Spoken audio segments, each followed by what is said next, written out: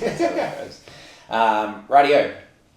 So, welcome everyone to podcast number 3. Let's go. I am Paul Blackford, one of your hosts, and this is my co-host Ed Hamilton. And today we had a late arrival topic.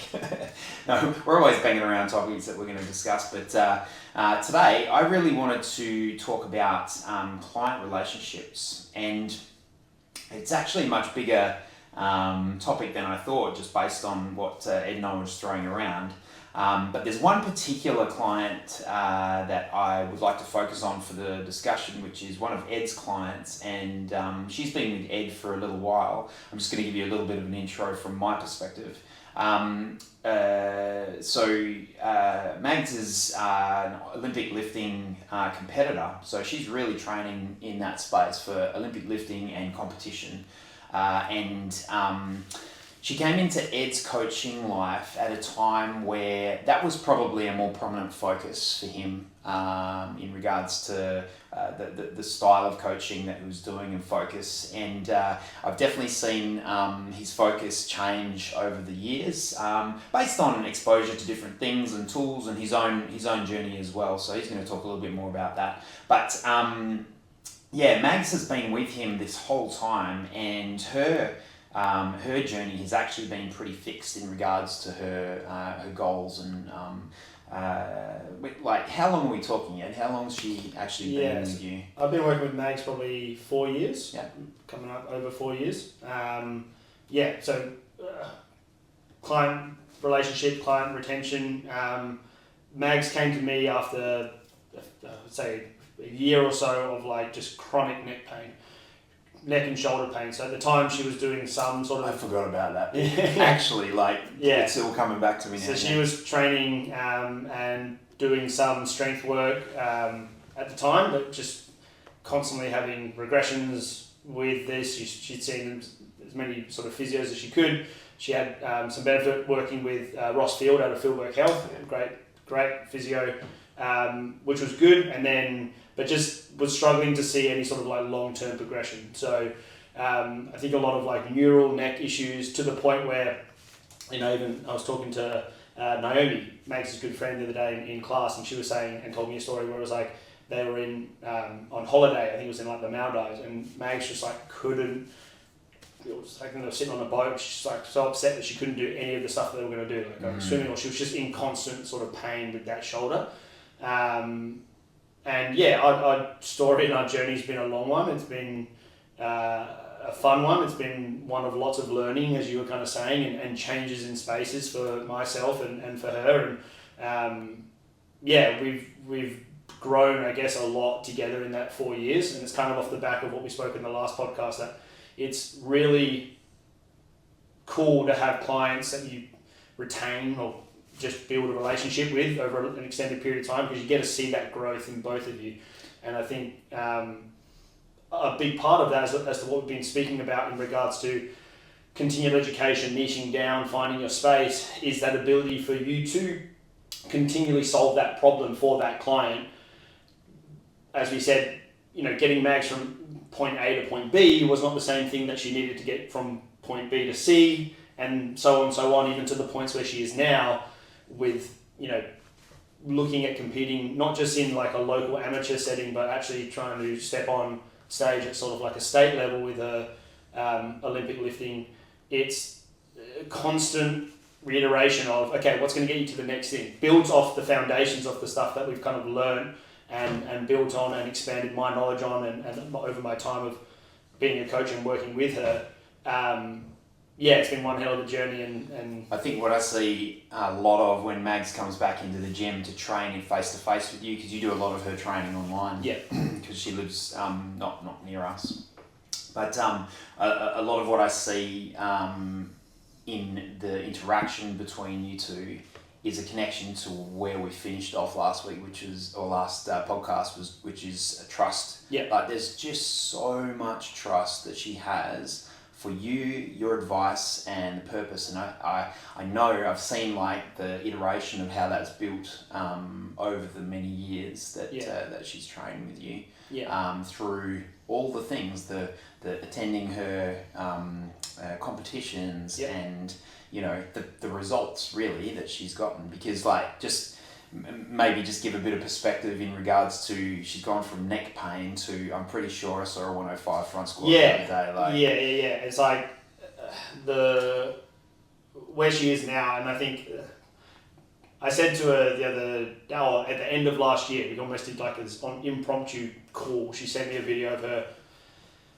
What did she do? I think she cleaned like 90 kilos, or she's close to cleaning like 100 kilos off the blocks, which cleaned like 95 or something. I can't remember. She always PBs. It's too frequent to kind of keep up with. But I said to her, I gave her a call, and I was just like, watching you from where you have gotten to where you are now, it really reaffirms to me that if you are willing to do the work and you're willing to like trust in a process, and I'm not saying mine's the right one, but just in any process, and as we've said before, you're looking at the lens of everything you're trying to apply to someone with like intention, like you can really make some really big change with someone. You can really have a huge impact on someone if you get the time. But that time comes from the early days of, like you said, building the trust. And that was coming off the back of what we said in the last episode in terms of like micro wins in trust.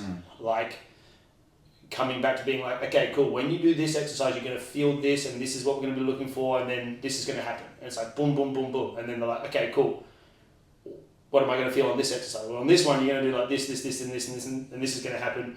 And it's like those little micro things have just built up over an extended period of time with, trickle feeding in results. And that's just had a snowball effect and avalanching. And then all of a sudden, you're 4 years down the road, and it was like, hey, I couldn't lift my arm to the side of my body, and now I can snatch like 70 kilos clean. I'm almost breaking through the 100 kilo clean, and like push jerking 77.5 kilos, all on those same shoulders that she had from before.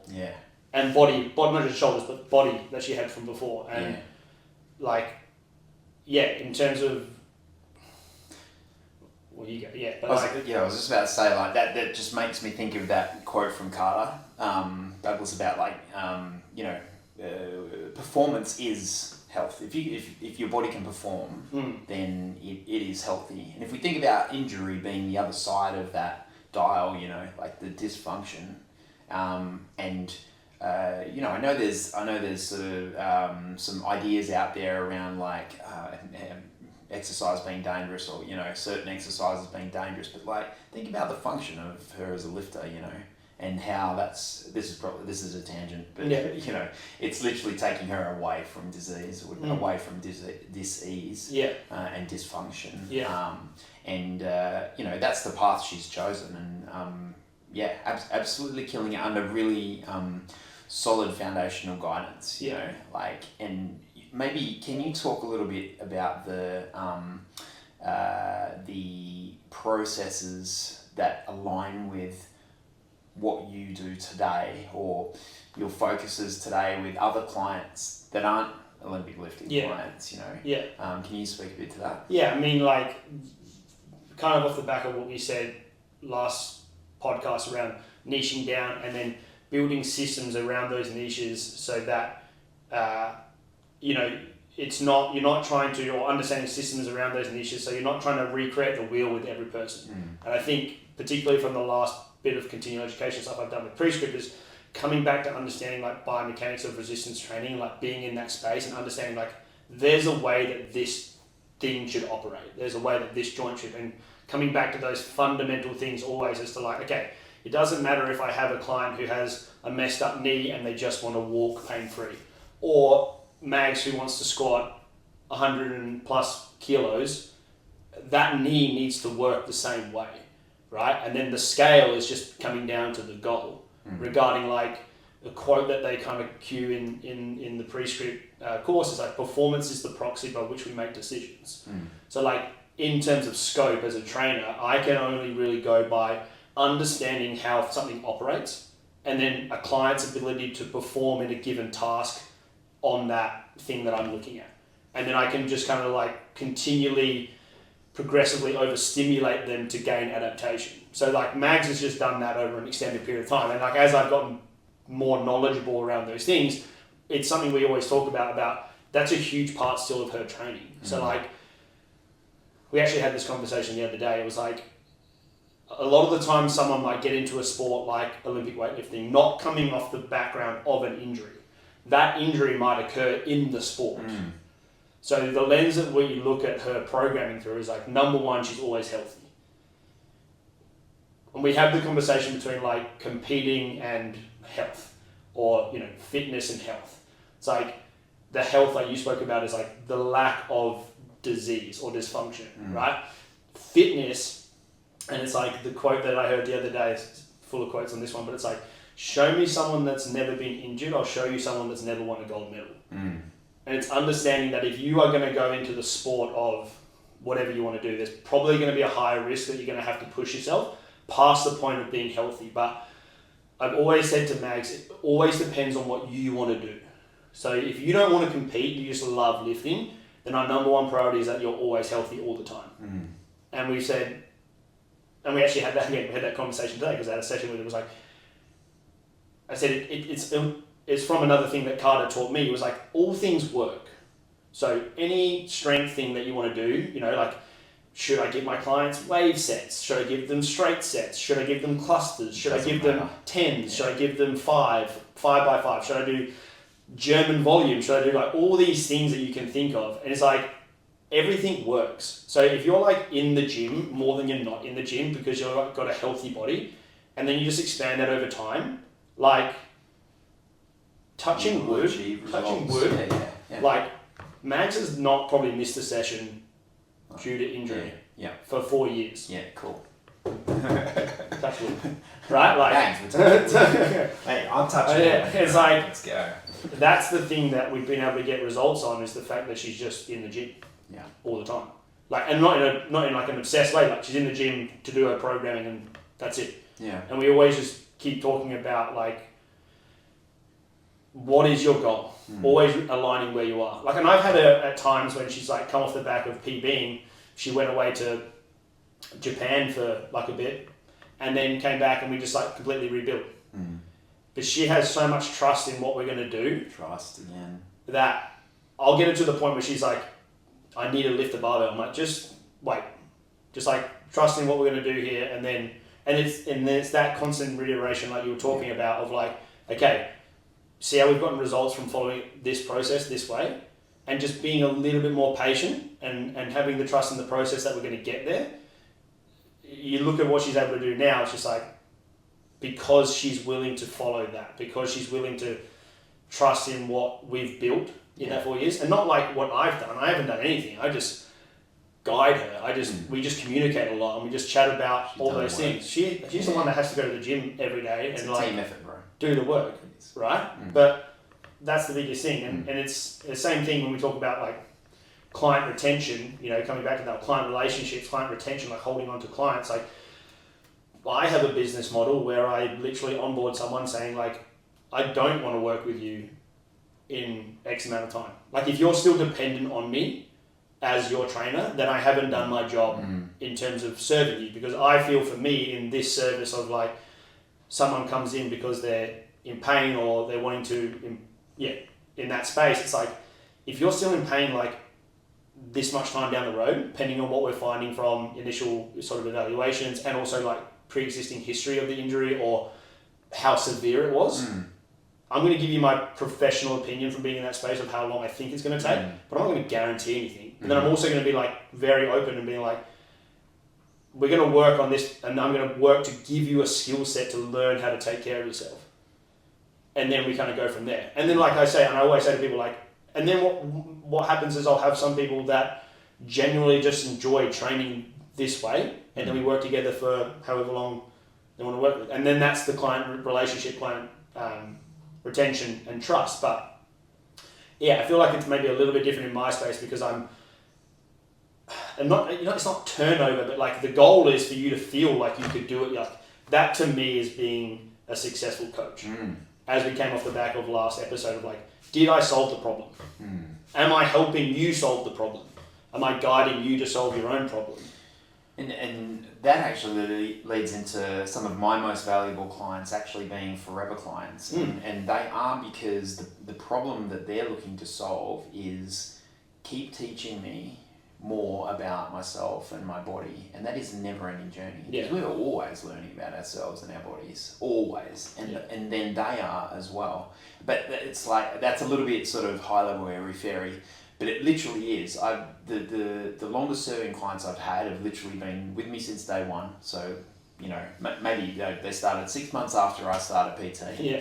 They are still with me, doing 3 sessions a week. And I've presented them, in the last 7 years, I've presented them twice with options to look at this class. Would you like to go and give this class a go? They look at me and go, what? No. Why? Like, what? Is what we're doing wrong? Yeah, or like, is there something wrong with what we're doing? And I'm like, no, but like, you know, are you after, you know, do you want to go and try and achieve something else? And like, for some of those guys, I've integrated some running, for example, outside of the gym, and, you know, I'm always keeping tabs of whatever they're doing outside of the gym as far as activity as part of the service that I provide. But that's to make sure that I can manage what's happening in the gym in relation to the whole bit, you know, the whole life, lifestyle picture for them. However, like their, you know, MO is I want to train with you until I can't. And so for me, you know, I unfortunately had a client pass away last year, Roscoe, due to cancer, unfortunately. But you know, he was an old fellow and he had a good innings, and you know, literally training with me until he could not anymore, until his body would not allow him. You know, and I really value that relationship. I really value those connections with those clients, and you know, it's like, you know, it's like having a friend. It is. I think like it runs deeper than just this is a person that comes to see me, because the value that we're providing that person is very personal. It's very personal. Yeah, I think, my mind goes to, again, problem solving. They have something that really means it's high value to them. So we always kind of use that term, like it's a high value problem. And if you're able to like be a person that can solve that problem for them, I feel like there is you build a connection from that, like from that ability to help them where maybe they haven't been able to get help before. That's the basis for that. Yeah. And I feel that being in that space and our intention with that, it's like you move past the transactional sort of just like payment for session, train me, cool.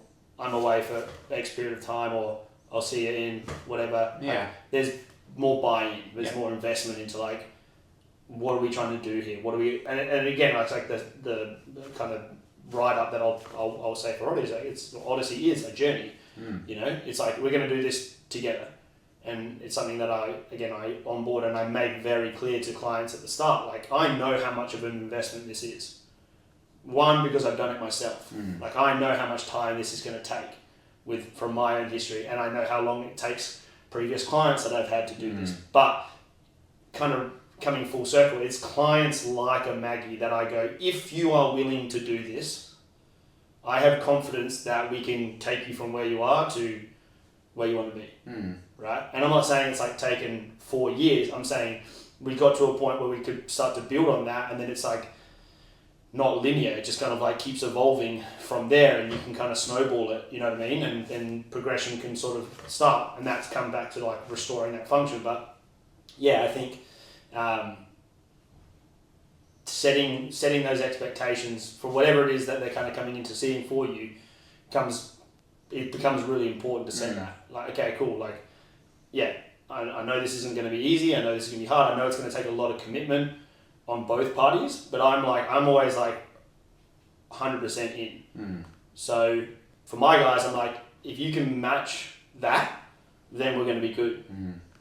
But if you're not going to come in like 100%, it's like I know where it's probably going to end up, and it's going to be harder for us to make those gains going forward And that's like the tricky part when it comes to then like client retention, like getting results, getting this, and sometimes you got to like be brutally honest and be like, I don't feel like you put in the work. You know, sometimes, and it's hard to hear, but like I know from being in this space and seeing it get done, like just what it takes in my space, in working in what I do. But yeah, I feel like, what are your thoughts on that? Because it's like different for you, not as much in that. No, a little bit more. I've definitely got clients that, and this is probably it. You know, your client onboarding process really actually sets the expectation for what that person. You had a very definitive sort of point where, you know, you looked at your pricing, looked at your packages, and you let everyone know what the actual change was going to be in regards to, okay, moving forward, this is what's happening. Yeah. And you've been very diligent at, you know, standardizing that delivery, and, you know, I know, like, your people know what they're going to get, like, bang. My client base is somewhat varied. The growth of those have come a long way, and you know, have been with me for a long time. I start to pepper in the things that I learn along the way, and gradual changes in pricing potentially, like as you know, that's a whole nother podcast. We'll do that another time. But you know, it's more so like the things that I'm learning along the way. I make sure that they start to provide value to the clients on the journey they're already on, without too much disruption, without too much sort of change for, you know, perceptive change in regards to where their goals are at and how they're sort of travelling forward. And that's for my long termers. But I guess I'm a little, with the style of training that I'm doing, a little more open to taking on, say, a short term. We were talking about this just before. But, you know, especially like this week is a great example. I've had 3 visitors come in who just wanted to keep up their training that they've been doing whilst they're on holidays.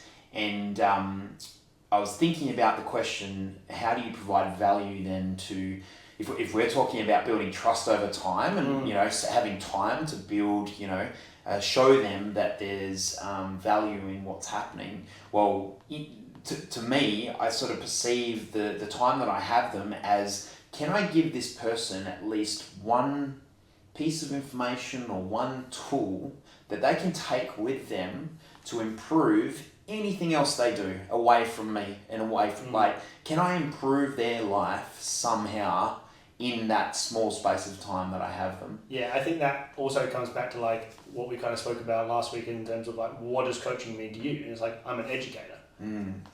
So like, if I have someone, like for you, like I've got someone for 2 weeks.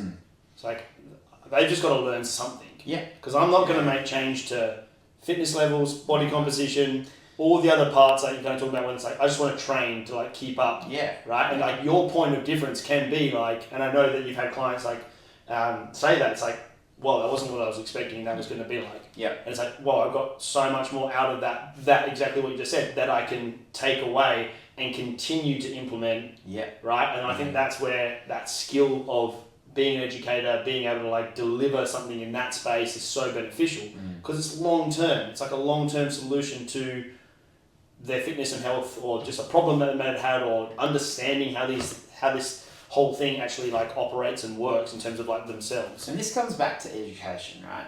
For myself. So, you know, the fact that I am able to take a body. I mean, I had one lady come in for literally one session yesterday, and she's from Canada and she's heading home, and she's already asked, with one session, she's already asked if she can jump on some online training with me, which is amazing, because it's like, in one session, I was able to obviously give her enough that she now has gone, well, I see there's potential for us to work together further, you know, with that one thing. But like, it's the education. And so it's like, have a look at her body. She was recovering from frozen shoulder.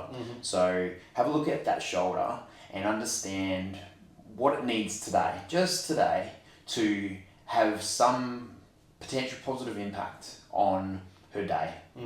Whatever that is. And if that's the thing that's bugging her, then like, let's do that. And I've only been able to do that by learning about the shoulder and what it's supposed to do, how it functions, what each part is supposed to do, and actually dialing in and taking the time to actually learn.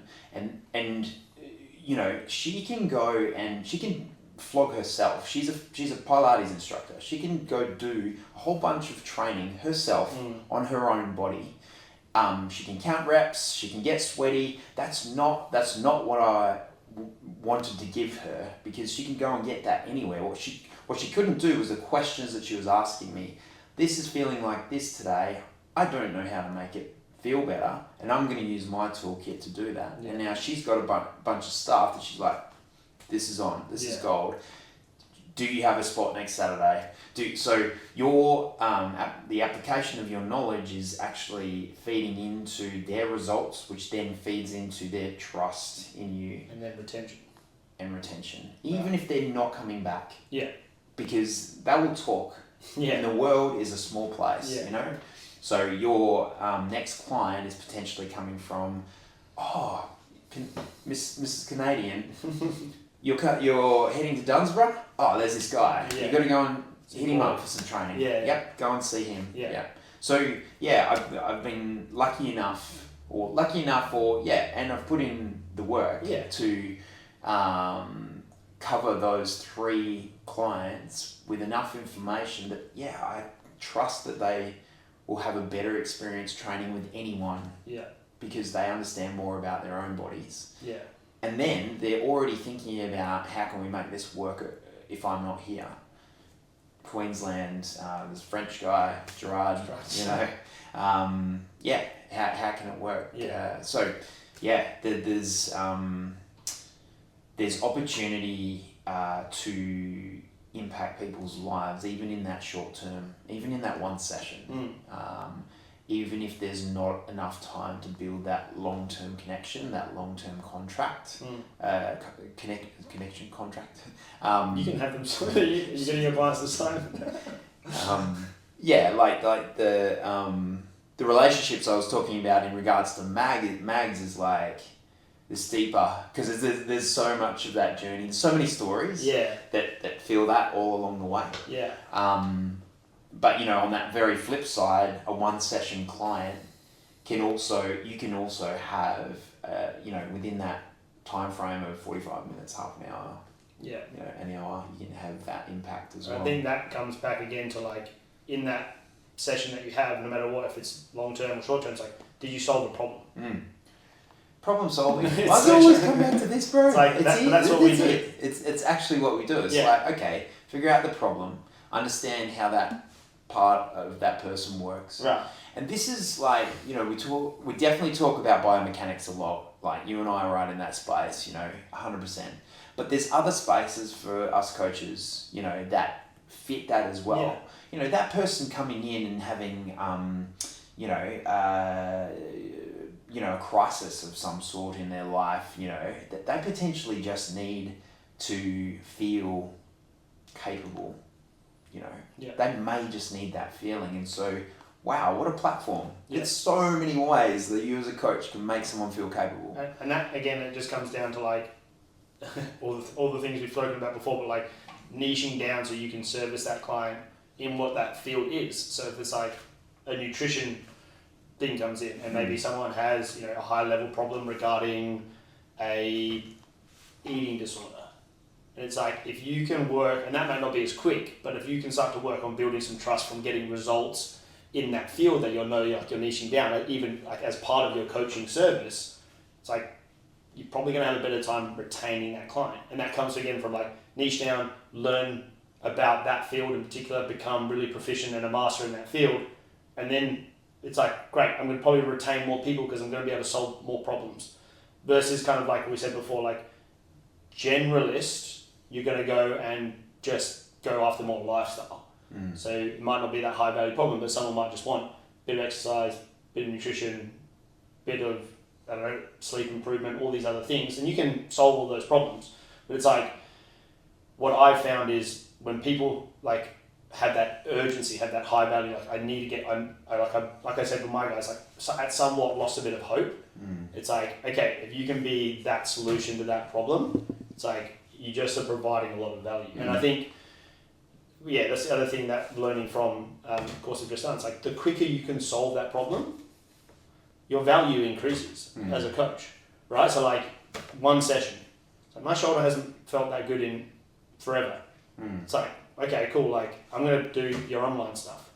It's like great, but if you came in and like, and again, not to say better or worse, but like where you're at in the industry. Again, this podcast being like, if you're new in the industry, taking on this advice is like not niching down straight away, but you know, think about what it is that you enjoy. Think about where it is that you want to put your attention and effort to.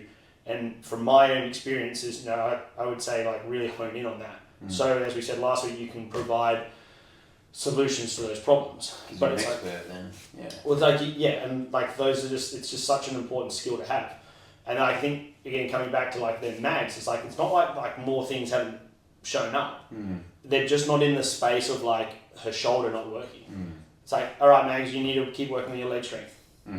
So now it's like, all right, well, we got to make sure that you know your hips are still able to function, knees are feeling healthy, spine's healthy. You know, like all these things that kind of come into that field. And then like as a coach for me, it's like you start to evolve because you're like, all right, cool, it's a different realm, it's a different problem that I'm addressing. You know, I'm trying to solve and maintain and keep, and then I have to learn how to like adapt to those things, and you just constantly like are developing your education to solve new things that come up.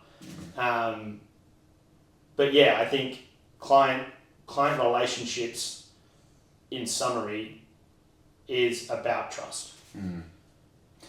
I have a question for you just to finish off. Off the back of, I guess, that journey with Mags and I guess the changes in potentially her goals. So, you know, reminding me that she started with that injury and, you know, please help my shoulders feel better, to I really enjoy lifting, to I think I want to compete, you know, and that was the progression, yeah. And having a crack at competing, you know, you'll have clients now who I think you've finished a couple of your sort of initial blocks in your new program or new packages when you created them. They're about 48 weeks, 48 sessions, and like throughout that period of time, you're potentially going to get to a point with that client with the initial goal or initial sort of problem that you're solving, where you've kind of solved that problem.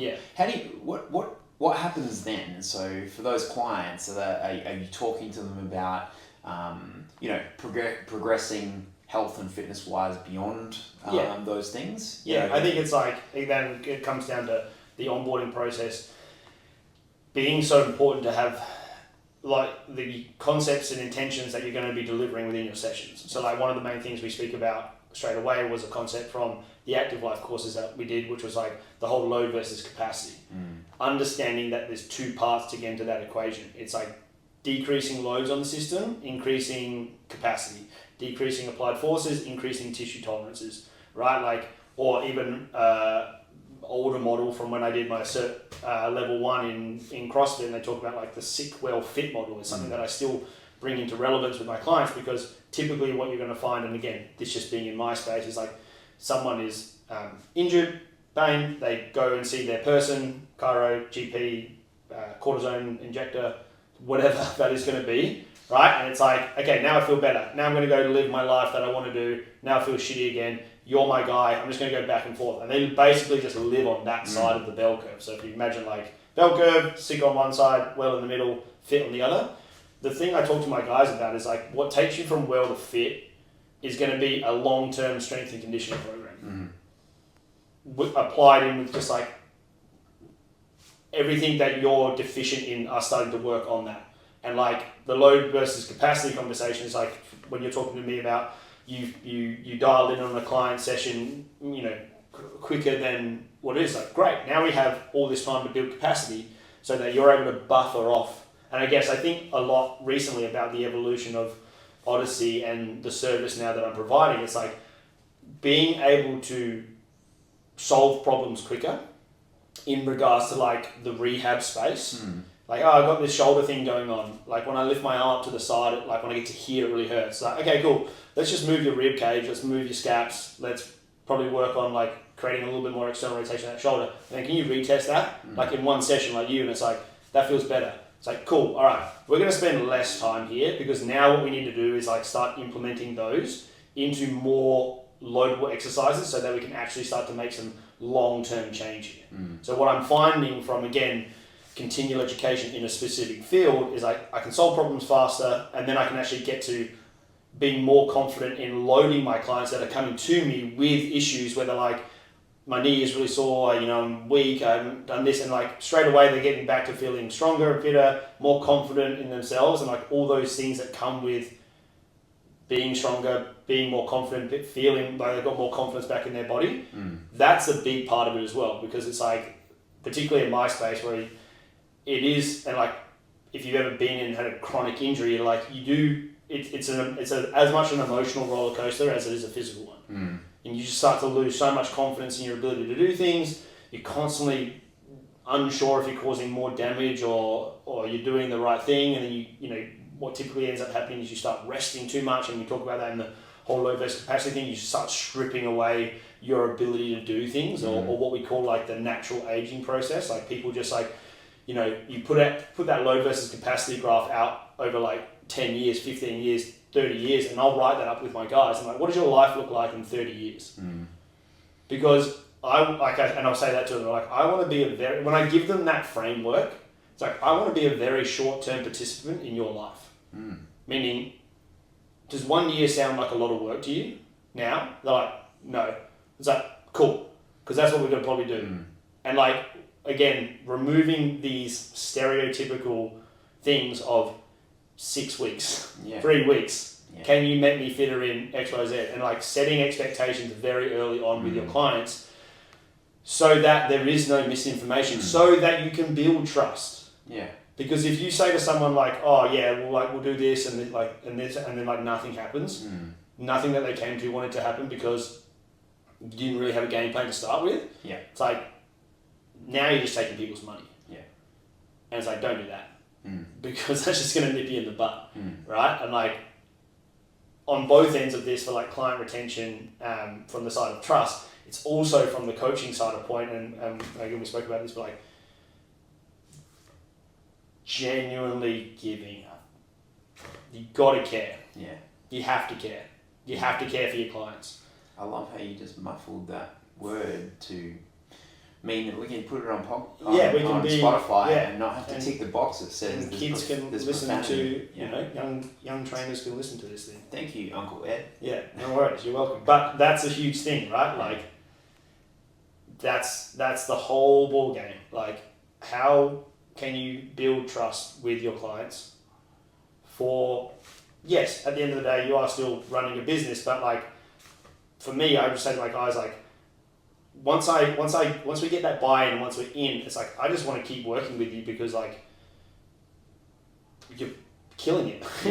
This is fun. Like, now we're getting to the good stuff and the fun stuff. See the momentum. And you see the results of that first mountain that they've climbed. And they've achieved the summit. And then you're like, look at this. Let's go. And it's also with like the other stuff that we've been working on recently, with like training with my guys. It's like, what I'm finding now is I dive into more education in that space and I can solve problems faster, and then I'm kind of getting back into like the strength and conditioning phase. It's like, it still is like giving the guys the skill set to maintain themselves, manage themselves, and that's kind of like that rehabby space and the world's crossing over. But what I find like now that I've been able to dive into is like back into the strength and conditioning world and blending those worlds better. And like, now the problem that I'm starting to solve for people is understanding how to program a day in the gym for yourself.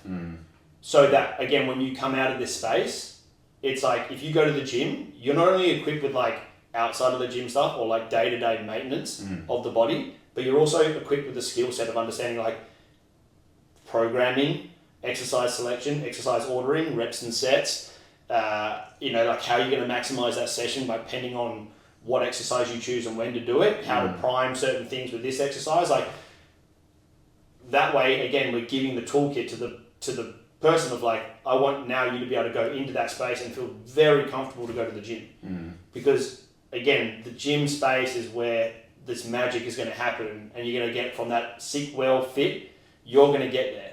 And it's just like, again, for me, it's just equipping people with so much information. And yes, I know what some of my clients are just like, straight over my head. But I'm not like, it's the same thing. It's like, we're going to level up and we're going to just keep going over it until you get it. It's like, Adzi said that to me the other day. He's like, sometimes I'm like hearing into what you're talking about, and I kind of know that your clients are just like, well, this is a lot. I'm like, yeah, I know that too when I'm delivering it. But I always say to them, like, let's not dumb it down.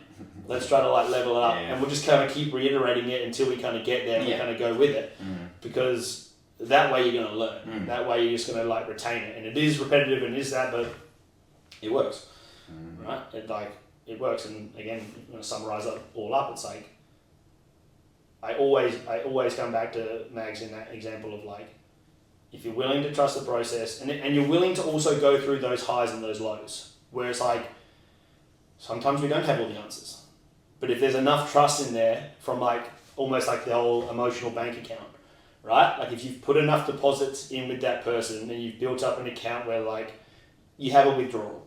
Shit, we shouldn't have done that exercise. We had a little tweak, or you did too much. Yeah. Okay, cool. Like, you trust me? Cool. All right, this is what we're going to do next. Yeah. And knowing, and then knowing, always knowing that it's always with the best intention, you know. And I had that conversation with Ruthie today. It was like, when we first started MAP, and we might have briefed on that like at the start, but it's like we didn't really know much. But if you think about like now with the information that I know from like say the pre-script course, and I look at like a shoulder mechanic or like upper extremity mechanic, and I'm like ribcage, scap, internal rotation, external rotation, like the sort of valences that we talk about with that model of thinking about where do I need to start when I look at a issue in this upper extremity, like is it thoracic spine or whatever. And it's like, what were we doing? We were doing like preacher stretches, so sort of like external rotation, thoracic extension, some sideline windmills, so like thoracic work, and scap work on the ribcage, PVC like pullovers, so like internal rotation, and then some, I can't remember what we were doing for like external rotation, but like something for that. And I'm like, fuck, we weren't far off. No, we were in the space of, you know, the covering the valences, I guess, without the framework, without the understanding of like where they fit. But what I was getting to with that is like, if you have good intention, you can get a lot done. Like we made some pretty big changes with that. Absolutely. So it's like if you just give some really deep thought as to what you're giving your clients versus just like, again, seeing something and then giving that to them that next week. Yeah. And then be like, we're going to put your foot on the back foot elevated. Next week, we're going to front foot elevate you. It's like, why? Yeah. Tell me why. Don't just tell me because like last week was on the back and then this week's on the front. And it's like, if you can dive into that stuff and like just give a client something and go like, this is why we're doing it. And the client goes, cool. And then they see the benefit of that, and it whatever it's like, we're going to do front foot elevated to work on, I don't know, more depth, more hip flexion, and greater hip extension at the back, and like because you struggle with X, Y, and Z, and then they're like, okay, cool, and then it's like, oh, that feels better for whatever they had going on. I just need to say that boredom is a really, really, really bad reason for exercise selection. That's going to be another podcast. That's a whole other podcast. I'd love to touch on the space maybe a little bit more of like maybe some practical stuff. For coaches in terms of like exercise prescriptions. Podcasting some practical stuff. Okay. Can you do that? Yeah, we can do that. Cool. All right. Well, I had enough. You've had enough of me? You've had enough of me. Okay, we're going to keep talking. We had enough. Ed a podcast all go. We go like the rest of the week. But it's my favourite of the week. Any more on today's topic? Nah, that's it. Again, like client retention, super important. Trust. Build the trust with your clients. Build trust by doing what you said you were going to do. And then just watch those retentions and relationships blossom, I guess. All right. Cool. Good stuff. See you on the next one. See you guys. Peace. That was cool.